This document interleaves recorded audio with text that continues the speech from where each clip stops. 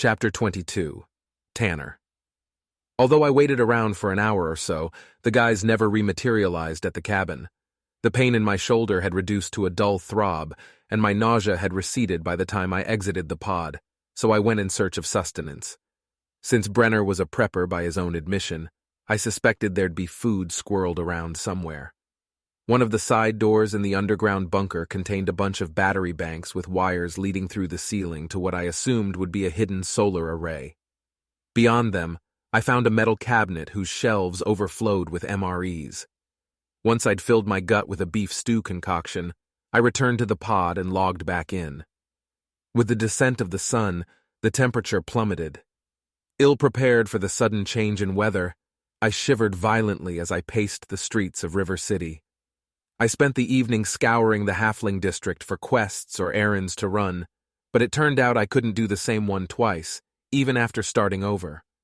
No one was being helpful this time around either, and who knew what Antonelli Sr. might do if I returned as a guy with a similar name. I asked the mentor if he had any deliveries, but he turned me down flat. Had to dole them out equally among first-timers, he said. I couldn't imagine there being a lack of quests around the city of a game world, but I sure wasn't finding them. I must have burned 8 hours, in game time. Maybe it was just that after dark, no one wanted to chat up a stranger unless their ass was for rent, or they had some other goods to peddle. The corners were full of shady characters of every persuasion. The kind I wouldn't have asked for a job if my virtual life depended on it. Hell, I stuck to the shadows so they couldn't see me. But I had a whole lot of nothing. My bag was literally empty, and I was lucky to have filled up on a good meal at Tansy's place. It would be my last until I got things sorted out. At least that satiated feeling survived my logout. Little flakes of white began drifting down to the streets and sidewalks. I turned over one hand, extending an index finger to catch one, after which I watched as its crystallized form melted against the heat of my flesh. Amazing. I was familiarizing myself with the neighborhoods within the Halfling district when I spied a blonde guy outside a strip club across the way. The red talon symbol in his info bubble snagged my attention. Humans strolled in and out through the doors. I wondered if that was a strip of human territory tacked onto the east side of ours. Ours. You're already thinking like a halfling. I shouldn't have been surprised the humans had spread out like they did in the real world. And wasn't it funny how quickly my thinking had taken on the us versus them attitude here, where the races were artificial divisions?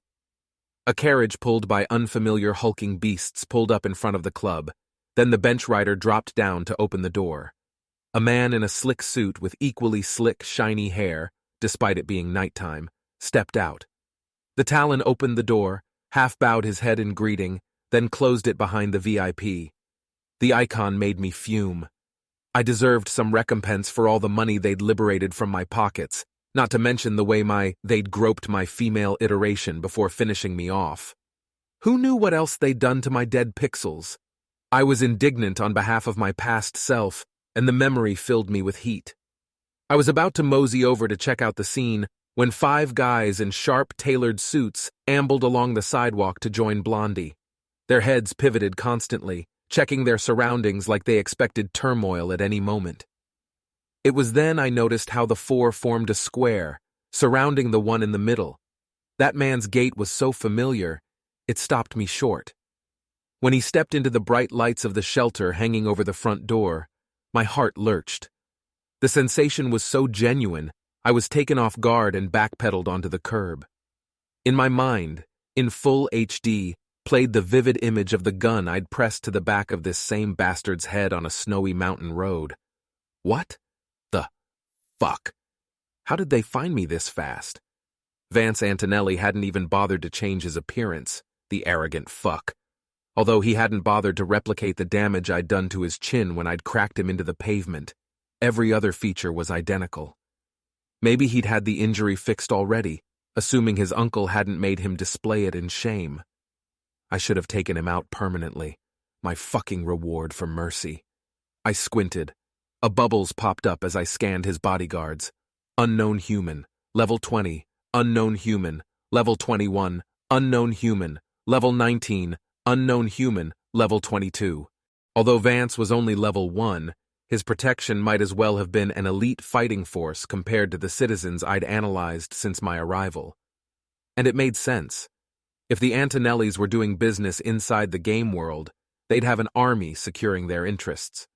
And Vance's low level explained why the guy I'd spent the most time with during my infiltration of the mob had never talked about Mafioso online. He didn't operate in that realm, but he was there now, and there could only be one reason: me. Vance wrapped his arms around the blonde Talon, clapping his back. The familiarity struck me as odd. Then my mind hit pay dirt. Blondie was a player like the ones who'd mugged me. I stood gaping like a fish through the light snowfall, which turned out to be a mistake. One of the guards caught sight of me in one of his over-the-shoulder scans of the environment. He leaned toward the blonde Talon and pointed in my direction. The thugs turned in sync. Vance's head came around last. It craned forward on his neck like a hunting cat's. I was a noob, and a bunch of guys who would turn me to a bloody pile of striated flesh were staring at me while I was frozen in my level 1 boots. When my senses returned, my thumping heart about exploded from my chest as the world around me flashed scarlet in sickening pulses. My temples throbbed with each flash in what I would have otherwise thought of as a pretty cool way to present an alert in a video game. A shiny bubble took over my field of view. Alert mode activated. You have been targeted. Either engage the enemy or find cover and go undiscovered until the alert has passed. The following has been added to your player's manual: alerts and bounties. Somehow the latter option seemed more prudent. Call me crazy. Vance knew who I was. He had intel. Not good. If I had to watch my back before, knowledge of his ties to the game escalated shit. I slid into a shadowy alley, scanning desperately for a means of egress. Although the throbbing ceased, the flashing red frame persisted.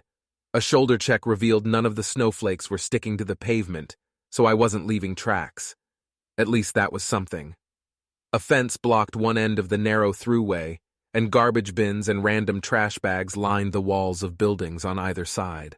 All the doors were locked, naturally, but I spied a T-junction near the fence. I hustled closer, but there was no way around. While most people might not have, I looked up. The thumping blood pumper in my chest slowed for a moment as a lump swelled my Adam's apple. A fire escape ladder dangled within reach. I dipped low, then leapt, grasped the slippery first rung, then tumbled back to the ground. After I'd wiped my hands on my pants, I gave it a second try. One hand slipped, but I managed to maintain my grasp with the other. When my second hand finally clutched on, I slowed the way my body swung, then scrambled to the second floor.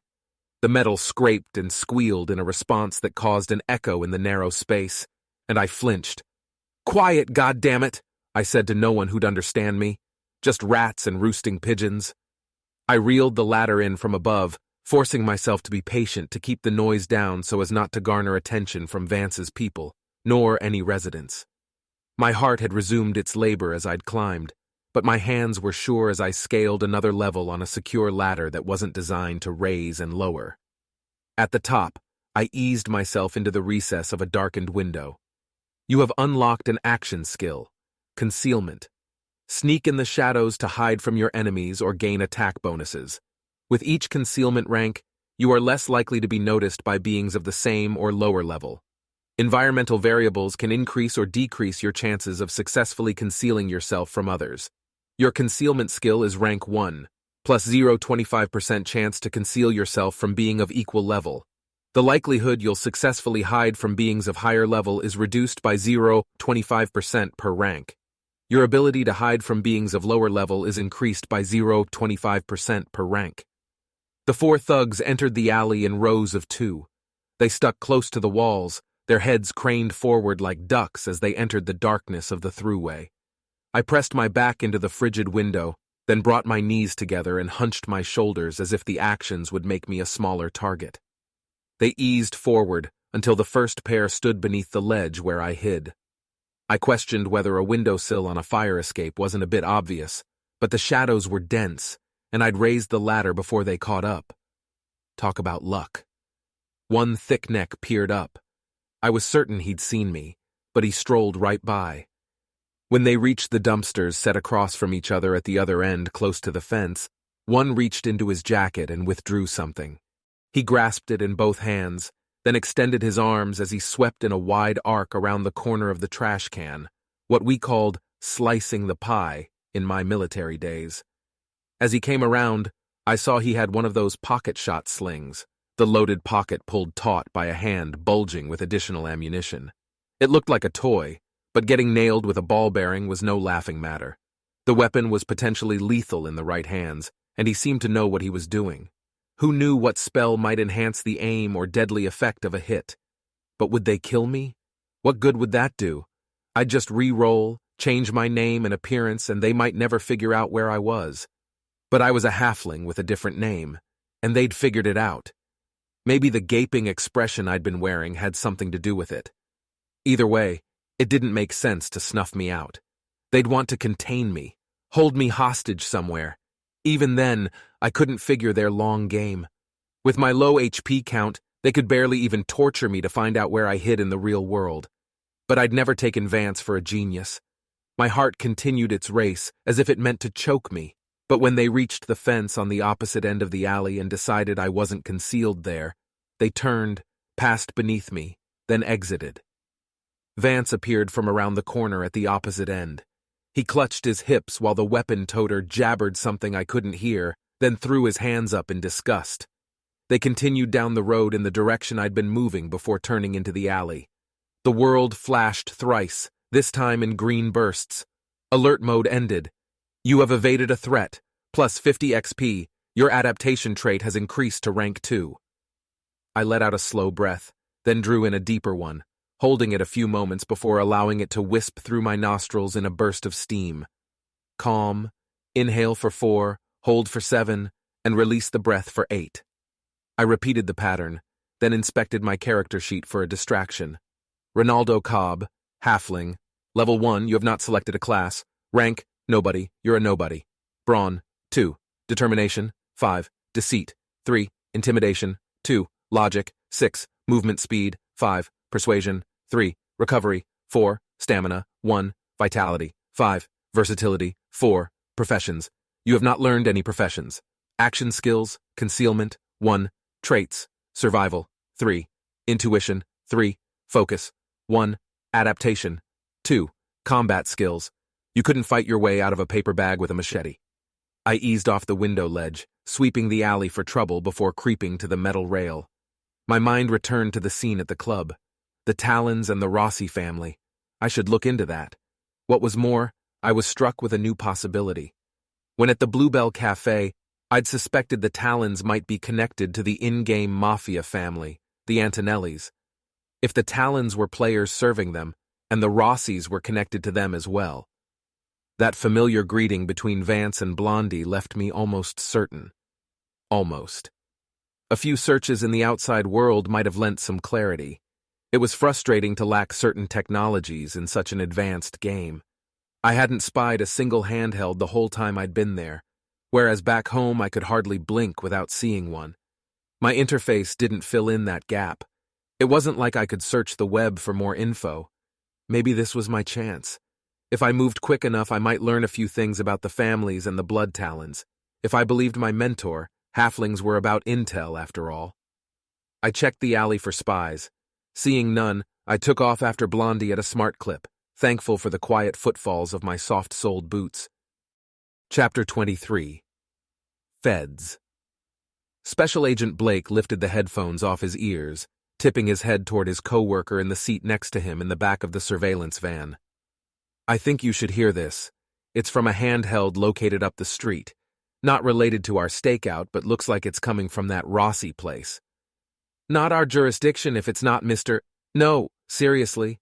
They're talking about Tanner Jacobs. Everyone in the bureau knew about Jacobs. News about dead agents left packed in snow on a mountain road had a way of spreading. Sounds like some serious shit is about to go down. He skipped back in the recording and handed the headphones to Verletti.